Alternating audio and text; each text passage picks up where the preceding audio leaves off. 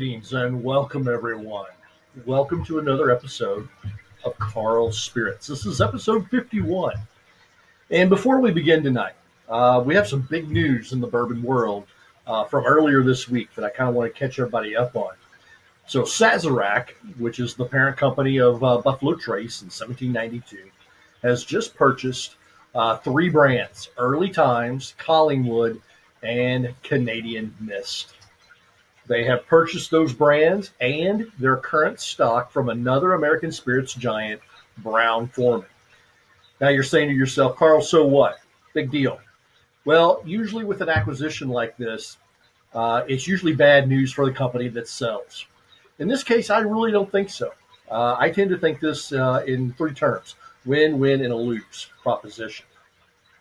First, I think it's a real big win for Sazerac and for the Early Times brand. Sazerac has made a hobby of buying underperforming brands and then turning them into really hot commodities. They did this with the Weller brand back in the late 80s and early 90s. They did this with the Taylor brands back in the late 90s and early 2000s. Sazerac can potentially make Early Times highly desirable once again and make a really great bourbon. They've proved that over and over. So if we remember the Early Times bottled in bond that we tasted many episodes ago, potentially this could reach a much larger market and become a much larger production. Second, I really see this as a win for Brown-Forman. Let's face it, Brown-Forman is the company that owns Old Forester, Woodford Reserve, and Jack Daniels. They're not going to go anywhere. Okay. What they may be doing, and from what I've read, I've done a lot of research on this last few days, they're trying to position themselves to do one of two things.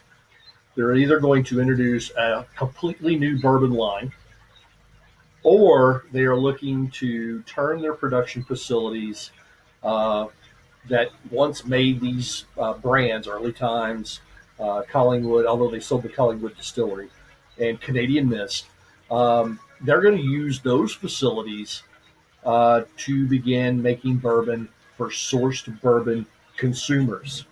So, in other words, they're trying to become more like an MGP, Midwest Grain Products, who produces much of the sourced bourbon in the U.S.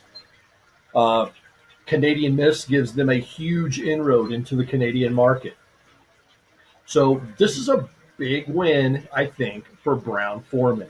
They're getting rid of something that's performing okay, but they're making room for something either much, much better, or they're looking to turn that production into sourcing that bourbon to smaller distilleries that maybe not have their own product yet. Finally, this could be a loss for the consumer. Um, Remember the recently released Early Times I talked about a while ago? Highly regarded. It's sought after. It's hard to find. Sazerac continues this great bourbon, and we think they will. It could turn into the next Taylor or Weller. You may not be able to find it on the shelf, especially for a $20 bottled in bond, a sub $25 bottled in bond. This is going to become very hard to find.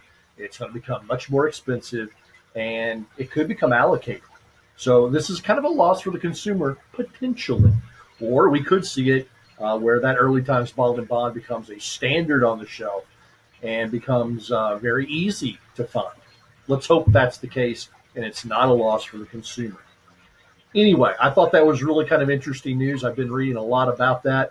The terms are as yet undisclosed. We don't know how much money Sazerac, the parent of Buffalo Trace, paid for these companies or these brands and their stocks. But, that'll come out in the coming weeks, I'm sure. But tonight, keeping in that vein, I thought we'd go to a Sazerac product that comes out of Buffalo Trace. It, too, is a brand they purchased and really kind of turned into something that's in high demand. So I thought we'd kind of keep with that theme tonight. And that is kind of a standard that I realized we haven't done, Eagle Rare 10-year bourbon. So this is Eagle Rare 10-year Kentucky Straight bourbon whiskey.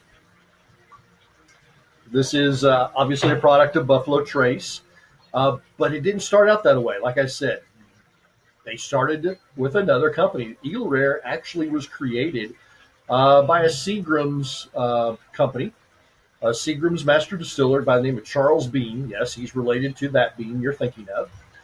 And originally it was 101 proof, 10-year bourbon. And he created it to compete with Wild Turkey way back in 1975. Now, Seagram sold it off twice. It went through a couple acquisitions before winding up in the hands of Sazerac in 1989. And since then, it has dropped the proof. It's no longer 101, it's now 90 proof. But they have retained the 10-year age statement. Also, it was once a single barrel expression, but that has now been dropped as well.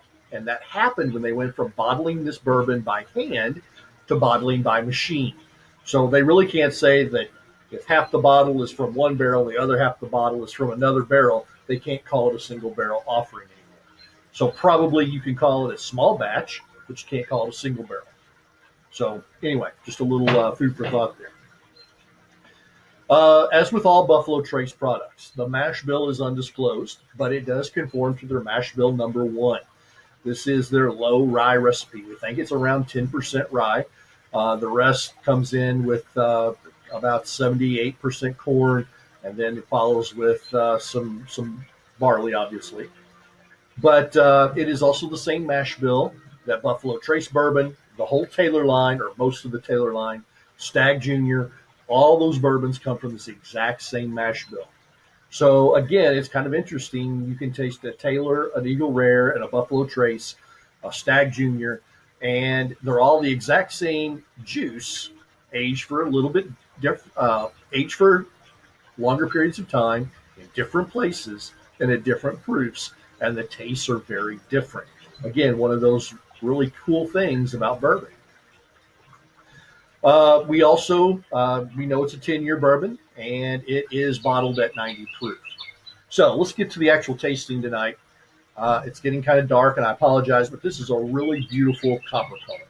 It's got really fat, sticky legs. Just hang on that glass. It's really, really, really beautiful in the glass. The nose is also quite attractive.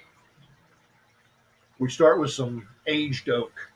Okay, we've got a piece of oak lumber. It's been drying for several years. It's sitting there. It's not been cut, and it just really is a nice, beautiful oaky smell. And then think of it drizzled with honey. And that's when the vanillas and caramels kick in a little bit after that, but it really leads with that oak and honey.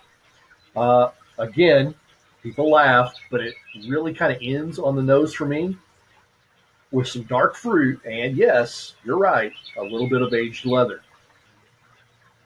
Now, taste.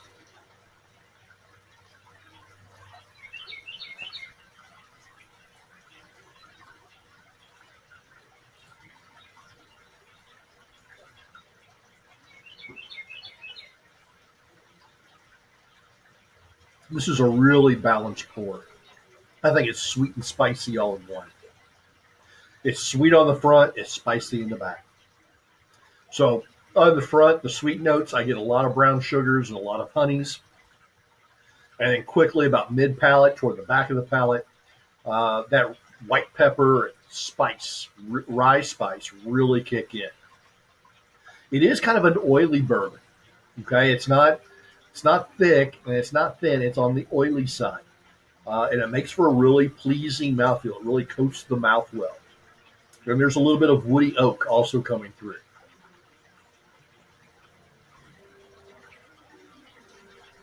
Finish. Long and warm. Definitely Kentucky hug territory here. The rye spice on this really makes the finish. There is a little bit of alcohol on the finish, but it is not unattractive. It doesn't take away anything. It just kind of on the edge of the tongue lets you know there's a little bit of alcohol in there. Nothing wrong with that. In fact, this is a very fine bourbon. I think it lacks a little depth on the nose, maybe a little on the taste, but it doesn't disappoint at all. It's almost everything you could really ask out of a great Kentucky bourbon.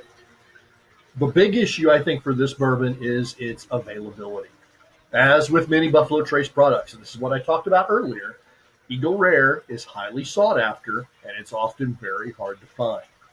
This particular bottle that I'm drinking from, I found on a regular shelf. It wasn't behind the shelf anywhere or the counter. It was on the shelf, and I picked it up for $40. I do feel like if I went back the next week to get another bottle, it would all be gone. I really feel like you have to luck into a bottle of Eagle Rare. It's not standard on the shelf. 3 years ago, 7 years ago, you could find this just about anywhere for right around $30. It's gone up in price about $10, but availability has become very, very tough. I think availability, a little bit of lack of depth, really holds back Eagle Rare. And so, because of those reasons, I'm going to give Eagle Rare 4.5. That's 4.5 Karl stars. That's my take on this very solid bourbon. It's very well worth the price. So, ladies and gentlemen, that's another episode of Karls Spirits. I hope you enjoy.